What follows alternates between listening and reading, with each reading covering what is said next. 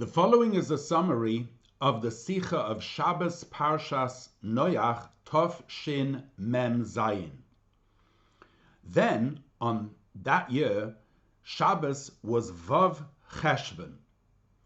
Vav Cheshvan is the time which is the finish of the Aliyah L'Regel, the pilgrimage to the Beis Hamikdash.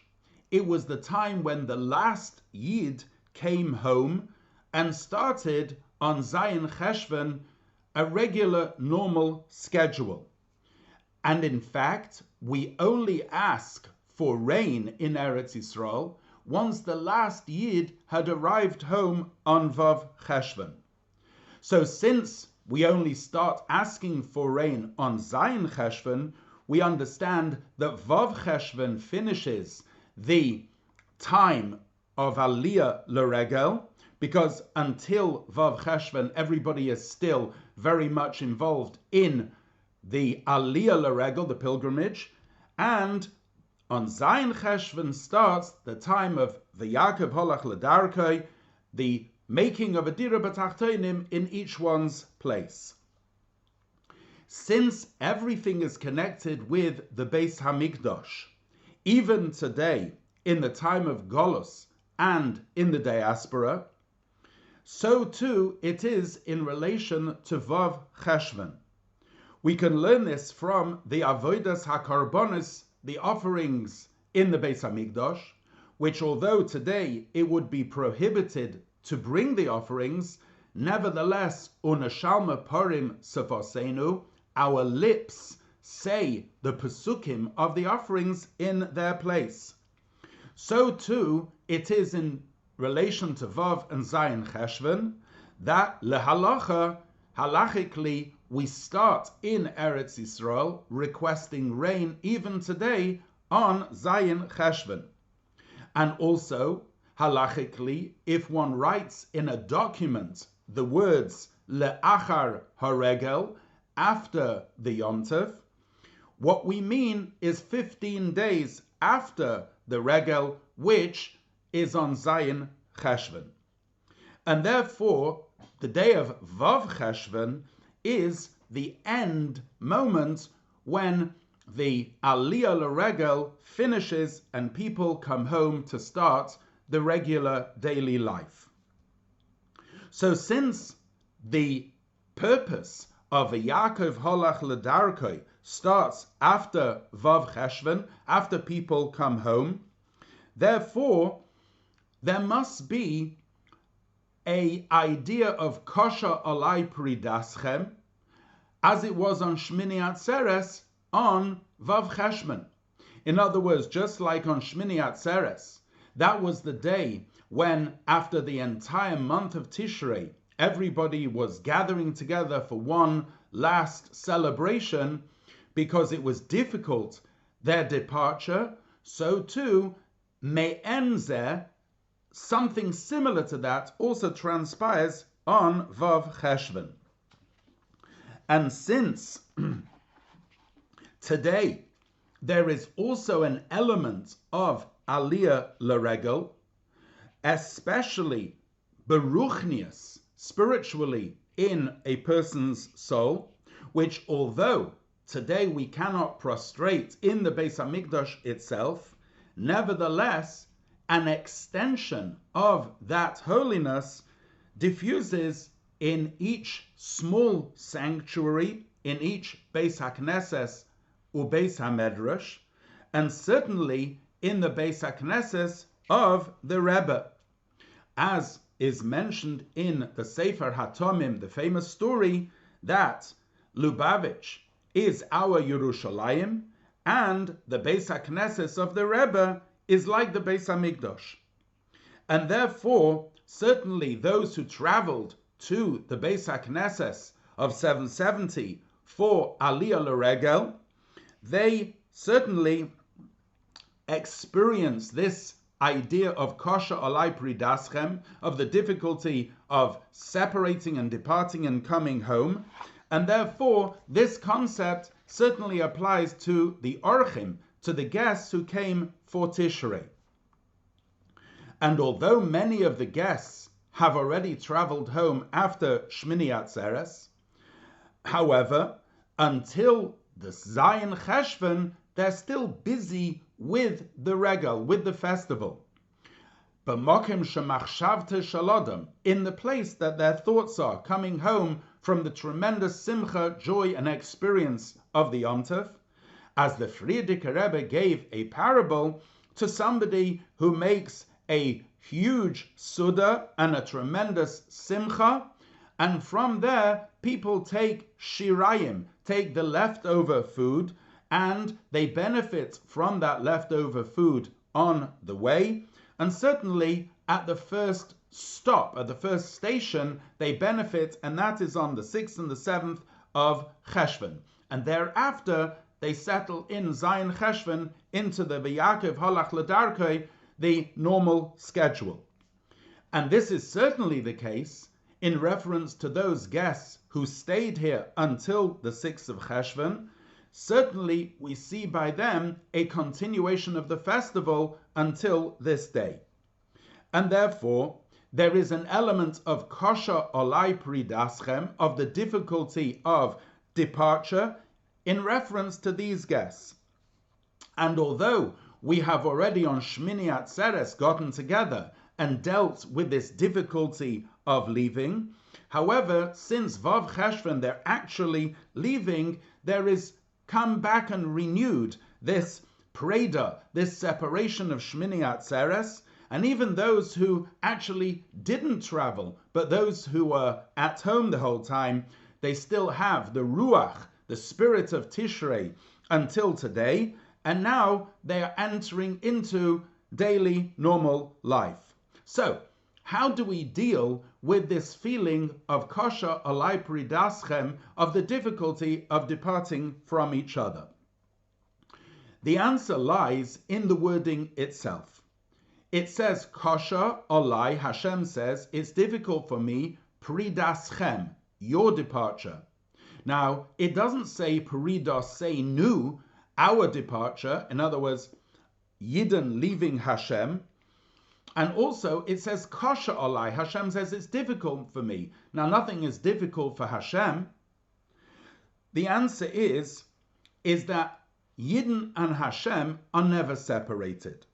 The pirud, the separation here, is pridaschem, is your separation from each other. Yidden were together by the regal, they were with Achdus, and now each one is going to their place.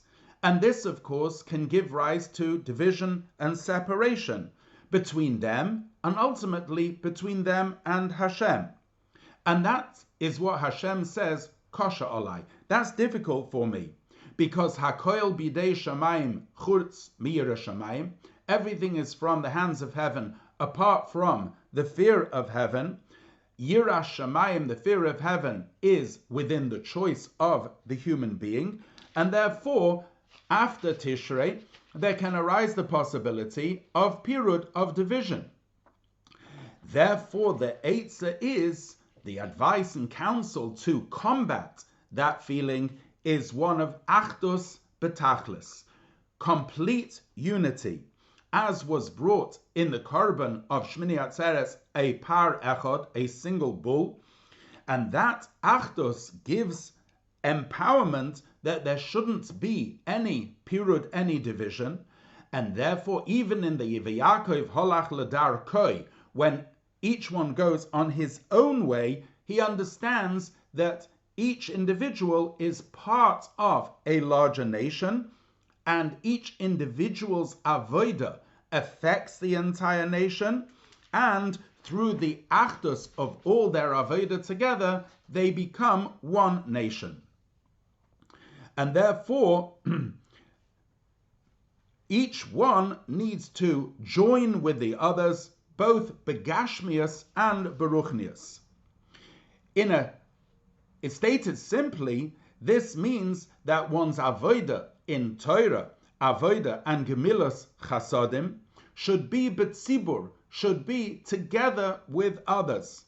There should be an achdus, a unity in tefillah betzibur, in davening together. There should be shiurei Torah barabim, Torah lessons in public, and gemilas chasadim, in a way, acts of kindness which unite through Torah and mitzvahs all matters of Yiddishkeit, and extending into divrei harashos, those areas which are not openly kedusha, but even those which are choil. To go into this in more detail, in order to get rid of this feeling of pareda, of separation and division, each person needs within themselves to take away any pirud, any division which there can be in their own eser koichas hanefesh, in their own 10 soul powers. Sometimes, for example, there can be a division between seichel, intellect, and midos, and emotions. So it could be that a person has a cerebral understanding of elokus, of godliness. However, that doesn't extend itself to being excited and feeling feelings of love and fear, because there's a pirud, there's a division between the seichel and the midos. And sometimes there can be a division between seichel and midos and maisa. A person could understand it and feel for it, but not actually get to do it. There could be an amalek which gets in the way and divides between the soul powers. So therefore, the Eitzah is ikvu alai yom echad.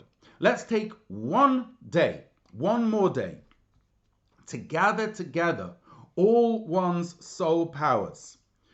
There needs to be the feeling, to begin with, of kabbalas oil, of accepting the yoke of heaven, which gathers together and unites all those soul powers. And thereafter, once they're united and they're all streaming together, they can gather all of Israel and bring a deeper achdus between Yidden and Hashem. And in order, therefore, to promote this fusion of all 10 soul powers, we will now repeat over suggestions which were made in the previous Farbrengens, because since we're now entering into V'Yakov Holach L'Darkei and into a new period, we will repeat these suggestions so that they should facilitate this deep achdus. And they were two. Number one, the establishment of Batei Chabad, houses of Torah, Tefillah, and Gemilas Chasadim in every place. The second suggestion, Asei Lecha Rav, each person should appoint for themselves a Rav. All our efforts in Torah and mitzvahs, b'tzibur, communally, and in a way which is united, are much stronger when they are done in a fixed house, a house which joins together all the people in that house in a way which is fixed and settled. And therefore, when there is a house in which to daven, to learn, and to give tzedakah, that brings a fixed kedusha and an achdus in that house. And that is called the Beis Chabad, because it has the 3 lines of Torah, which is the middle line, Tefillah, the left line, Gemilas Chasadim, the right line, and bringing all the lines fused together in one house so that it should become one large candle which illuminates the environment. In fact, the Mishkan, the Beis HaMikdash itself, and by extension the entire world, should become and is Batei Chabad. And all this should be done in a way which it's infused with Pnimius HaTorah, the inner dimension of the Torah, which illuminates in an inner way all 3 lines of Torah, Tefillah, and Gemilas Chasadim. In order to be successful in this venture, each person needs to become a Beis Chabad. The small city, which the Talmud says is the person's body, they should build within themselves a Beis Chabad, gathering all their 10 soul koiches, powers together, and it should be kavua, the Chabad house within the person should be fixed, and from the Chabad in their soul, it should influence their thought, speech, and deed, so much so that they become lamplighters to the outside. And from this Chabad house in the person, that needs to extend itself in all 3 areas of Torah, Tefillah, and Staka. So, in simple language, when we're talking about Torah, a person must have fixed times for Torah study, in a way that those fixed times become their mishkan, their mikdash. That's the moment that there's the indwelling of the Shekhinah in the person. And it's fixed like a house. It's settled. When a person's learning, they don't have any connection to anything else. Asei Toros Chakava, the Torah which they have is permanent, it's fixed. They're like somebody who is Torosei Umnosei, who Torah is their entire engagement. They know that Birchas Hashem Hitashir, that it is the blessing of Hashem that makes a person wealthy, and the work which they do is only a vessel for that blessing. And therefore, even though the world could be turning upside down and the phone could be ringing, nevertheless, the person knows that the Birchas Hashem, the blessing of Hashem, will come specifically through their limud, through their learning. And that moment, an hour of learning, should not be disturbed whatsoever. The same is true in davening. Dalif neimiata omed. They need to know before whom they are standing, like in a Beis Hamikdash where the korbanos are brought. And the same thing is with tzedakah, that through a person's tzedakah, by extension, the entire day becomes that indwelling for Hashem through their giving of tzedakah. And through the Beis Chabad, which a person establishes within themselves, that extends itself literally to their own house. A person's house should be permeated with Yiddishkeit. It should be a house where Chachamim meet, and through the person themselves becoming a Chabad house and their own home becoming a Chabad house, that facilitates the establishment of a general Chabad house in the community, and by return, that general Chabad house will have influence on the person's own house and also the Chabad house which they build within themselves, to the extent that the entire world will become a Beis Chabad, a Dira Lo Yisbarach. However, there could be some difficulty in doing this, because it's not so easy to gather together all one's soul powers in one's home and in one's environment. There is a Yetzer Hara, there is a Nefesh HaBahamis, there is an Amalek. And certainly when one goes from the exuberance and excitement of Tishrei into a weekday, there could be a division between the Seichel, the Midas, the Machshava, the Dibur and Maisa, and the soul powers. True, there needs to be Kabbalas oil, but it's not easy. What is the Eitzah for that? What's the advice? Asei Lecha Rav. In other words, in addition to the fact that when 2 Jews get together, like the Mitzvah Rebbe said, there's 2 Nefesh Elikis against 1 Nefesh HaBahamis, 2 godly souls against 1 animal soul. One also appoints a Rav. The Rav has greater wisdom, greater experience, and one can receive from the Rav advice and encouragement. And it says Asei. Asei means you have to force yourself to appoint and accept this Rav, because a Rav is a person who doesn't just say what you want to hear or what your Nefesh HaBahamis wants to hear, but it tells your Nefesh HaBahamis what it actually needs to do. Lecha, it must be for you, specifically custom designed for your Pnimis, your Rav. And it must be a Rav You must accept upon yourself what the Rav says and rely on his words. And a person shouldn't say, well, I can't find a Rav who is appropriate for me, because since Torah says, Aseh lecha Rav, eini mevakesh ela lefi koichan. Torah requests something which is within the power of a person, and korev elecha hadavar ma'od. It's close and near to you to achieve. And through fulfilling the directive of this Mishnah, a person will be able to achieve the establishment of the Batei Chabad within themselves, within their home, and within the wider community. Through Tamim Tia Im Hashem Elokecha, being complete with all the soul powers together.